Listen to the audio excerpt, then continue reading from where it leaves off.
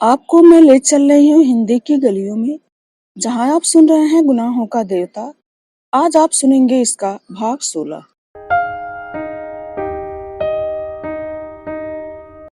सुधा दरवाजे तक पहुंचकर रुक गई और चंदर के कंधे पर फाइलें टिका कर बोली, ए चंदर, तो सच्ची अब तुम डॉक्टर हो जाओगे?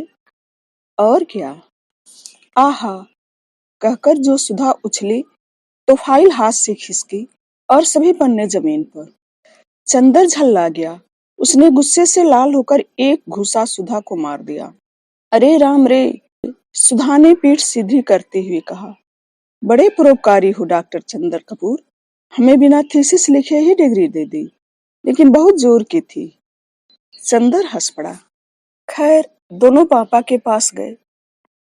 वे भी लिखकर ही उठे थे और शरबत पी रहे थे। चंदर ने जाकर कहा, पूरी हो गई, और झुककर पैर छू लिए। उन्होंने चंदर को सीने से लगाकर कहा, बस बेटा, अब तुम्हारी तपस्या पूरी हो गई। अब जुलाई से यूनिवर्सिटी में जरूर आ जाओगे तुम। सुधा ने पोथा कोच पर रख दिया और अपने पैर बढ़ाकर खड़ी हो गई। ए क्या? पापा ने पूछा। हमारे पैर नहीं छुएंगे क्या? सुधा ने गंभीरता से कहा। चल पगली, बहुत बदतमीज होती जा रही है, पापा ने कृत्रिम गुस्से से कहा। चंदर, बहुत सिर चढ़ी हो गई है, जरा दबा कर रखा करो। तुमसे छोटी है कि नहीं? अच्छा पापा, अब आज मिठाई मिलनी चाहिए, सुधा बोली। चंदर ने थीसिस खत्म की है? जरूर जरूर बेटी। डॉक्टर शुक्ला ने जेब से 10 का नोट निकाल कर दे दिया। जाओ, मिठाई मंगवा कर खाओ तुम लोग। सुधा हाथ में नोट लिए उछलते हुए स्टडी रूम में आई, पीछे पीछे चंदर। सुधा रुक गई और अपने मन में हिसाब लगाते हुए बोली, 10 रुपये पाउंडून, 1 पाउंड में 8 लच्छी, 6 लच्छी में 1 साल, बाकी बची 2 लच्छी, 2 लच्छी में 1 स्वेटर, बस एक बिनती का स्वेटर, एक हमारा साल। चंदर का माथा ठनका। अब मिठाई की उम्मीद नहीं, फिर भी कोशिश करनी चाहिए। सुधा, अभी से साल का क्या करोगी? अभी तो बहुत गर्मी है, चंदर बोला। अब के जाड़े में तुम्हारा ब्याह होगा तो आखिर हम लोग नई नई चीज का इंतजाम करें ना। अब डॉक्टर हुए, अब डॉक्टर नहीं आएंगी, सुधा बोली। खैर, बहुत मनाने बहलाने फुसलाने पर सुधा मिठाई मंगवाने को राजी हुई। जब नौकर मिठाई लेने गया तो चंदर ने चारों ओर देख के पूछा, कहाँ गई बिनती? उसे भी बुलाओ कि अकेले अकेले खा लोगी। वह पढ़ रही है मास्टर साहब से। क्यों, इम्तिहान खत्म हो गया? अब क्या पढ़ रही है? चंदर ने पूछा। विदुषी का दूसरा खंड तो दे रही है ना सितंबर में, सुधा बोली। अच्छा, बुलाओ विसरिया को भी, चंदर बोला। अच्छा, मिठाई आने दो, सुधा ने कहा और फाइल की ओर देखकर कहा, मुझे इस कमबख्त पर बहुत गुस्सा आ रहा है। क्यों? इसकी वजह से तुम 1.5 महीने सीधे मुंह बोले तक नहीं। इम्तिहान वाले दिन सुबह सुबह तुम्हें हाथ जोड़ने आई तो तुमने सिर पर हाथ भी नहीं रखा, सुधा ने शिकायत के स्वर में कहा। तो अब आशीर्वाद दे दें, अब तो खत्म हुई थीसिस, अब जितना चाहो बात कर लो। थीसिस न लिखते तो तुम्हारे चंदर को उपाधि कहाँ से मिलती? चंदर ने दुलार से कहा।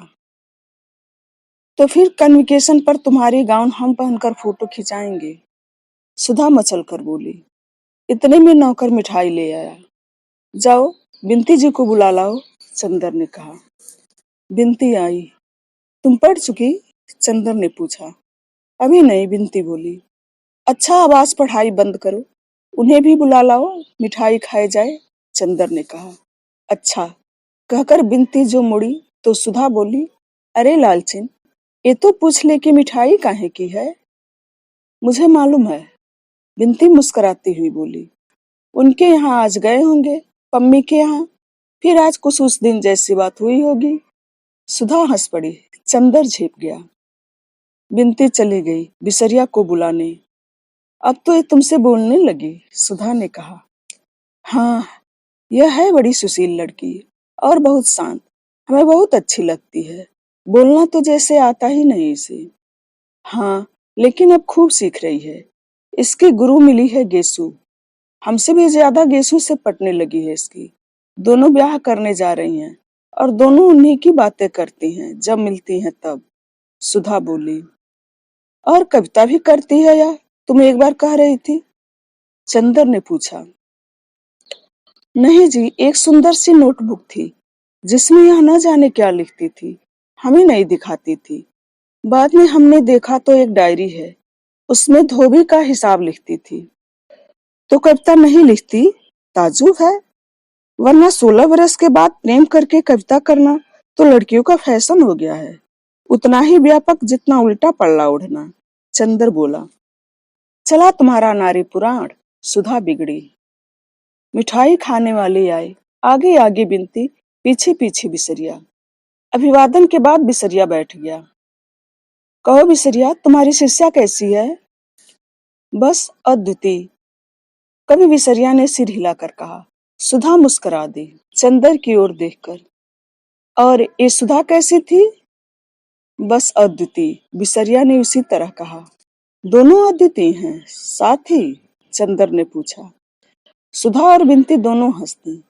बिसरिया नहीं समझ पाया कि उसने कौन सी हंसने की बात की थी, और जब नहीं समझ पाया तो पहले सिर खुजलाने लगा, फिर खुद भी हंस पड़ा।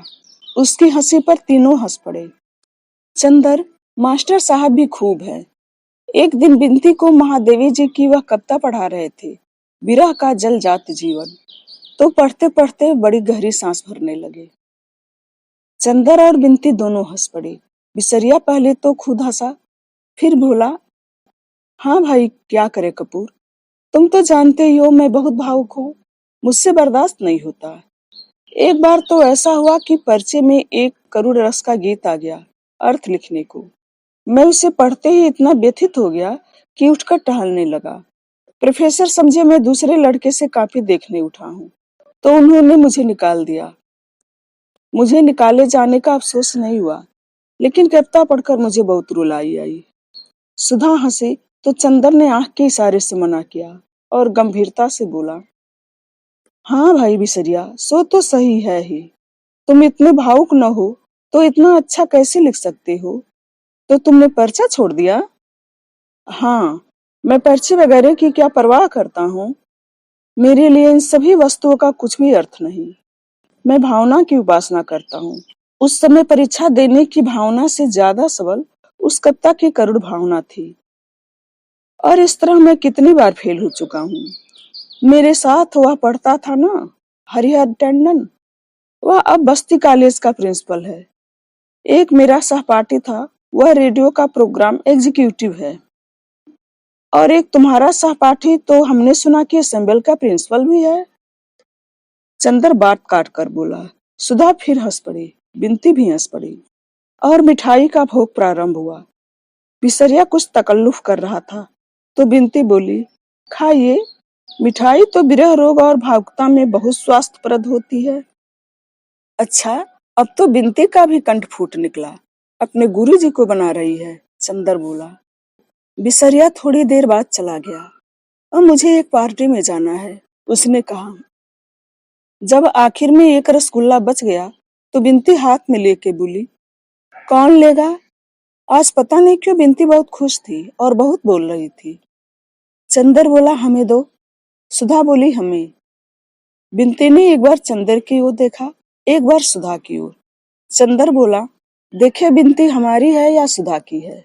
बिनती ने झट रसगुल्ला सुधा के मुंह में रख दिया और सुधा के सिर पर सिर रखकर बोली, हम अपनी दीदी के हैं। सुधा ने आधा रसगुल्ला बिनती को दे दिया तो बिनती चंदर को दिखाकर खाते हुए बोली, दीदी हमें ये बहुत बनाते हैं, अब हम भी तुम्हारी तरह बोलेंगे तो इनका दिमाग ठीक हो जाएगा। हम तुम दोनों मिलकर इनका दिमाग ठीक करेंगे। सुधा ने प्यार से बिनती को थपथपाते हुए कहा। अब हम तस्तरियां रख दें? और तस्तरियां उठाकर चल दी। पानी नहीं दोगी? चंदर बोला। बिनती पानी ले आई। हम तो आपका इतना काम करते हैं और आप जब देखो तब हमें बनाते रहते हैं। आपको क्या आनंद आता है हमें बनाने में? चंदर ने पल भर बिनती की ओर देखा और बोला, असल में बनने के बाद जब तुम झेप जाती हो तो हाँ, ऐसे ही। बिनती ने फिर झेप कर मुंह छिपा लिया और लाश से सकचाकर इंद्रवधु बन गई। बिनती देखने सुनने में बड़ी अच्छी थी।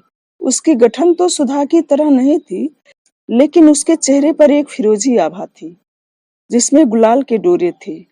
आंखें उसकी बड़ी बड़ी और पलकों में इस तरह डोलती थी जैसे किसी सुकुमार सीपी में कोई बहुत बड़ा मोती डोले। झेपती थी तो मुंह पर सांस मुस्कुरा उठती थी और गालों में फूलों के कटोरे जैसे दो छोटे छोटे गड्ढे। बिनती के अंग अंग में एक रूप की लहर थी जो नागिन की तरह लहराती थी, और उसकी आदत थी कि बात करते समय अपनी गर्दन जरा टेढ़ी कर लेती थी और अंगुलियों से आंचल का छोर उमेटने लगती थी।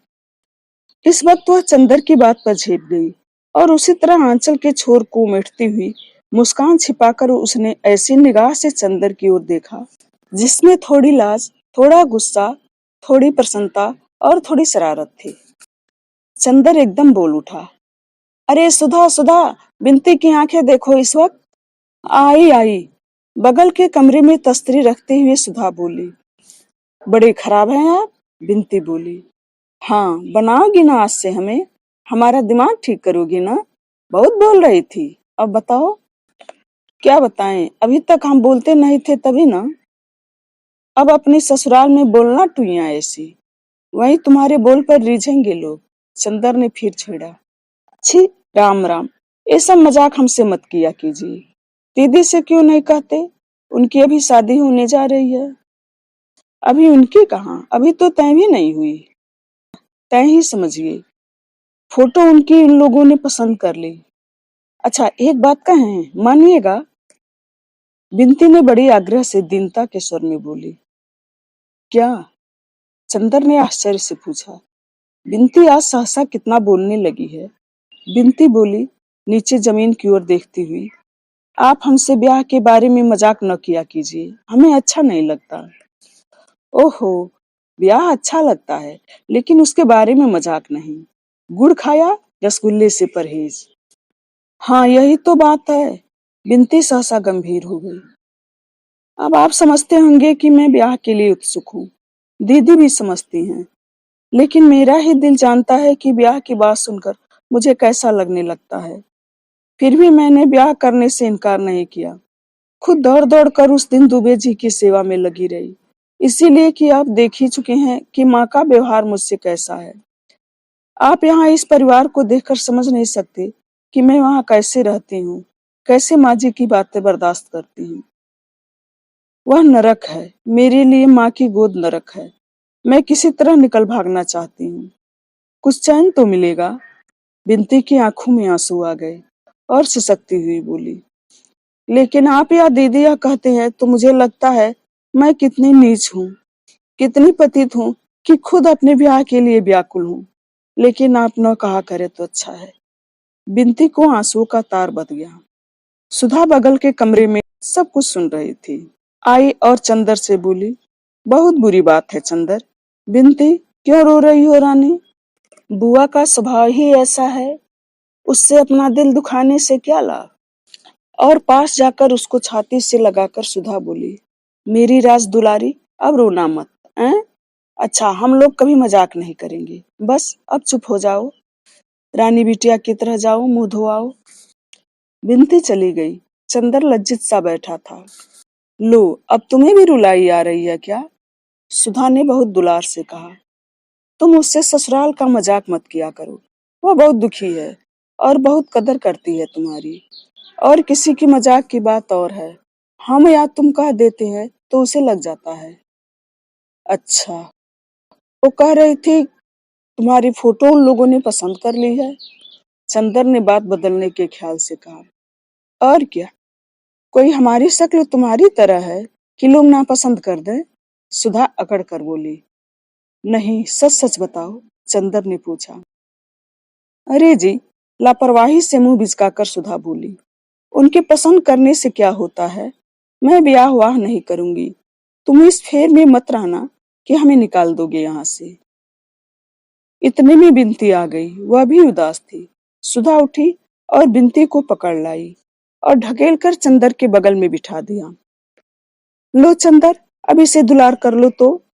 अभी गुरगुराने लगे, बिल्ली कहीं की। सुधा ने उसे हल्की सी चपत मारकर कहा। बिन्ती का मुंह अपने हथेलियों में लेकर उसने मुंह के पास लाकर आंखों में आंख डालकर कहा, पगली कहीं की, आंसू का खजाना लुटाती फिरती है।